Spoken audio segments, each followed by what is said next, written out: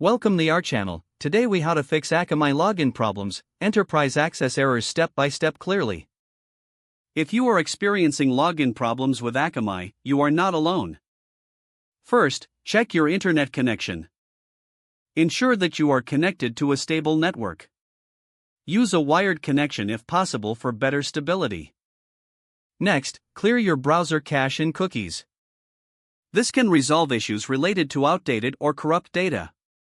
After clearing the cache, restart your browser. Now, try signing into the Akamai portal again.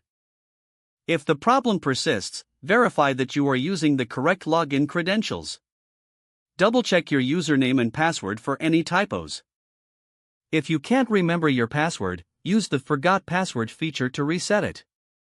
Next, ensure that your browser is updated to the latest version. An outdated browser can lead to compatibility issues. You may also want to try a different browser altogether. If you continue to face issues, disable any browser extensions. Some extensions might interfere with the login process. Additionally, check your firewall and antivirus settings. They may be blocking access to Akamai's login page. If you are using a corporate network, contact your IT department. There may be restrictions or configurations affecting your access.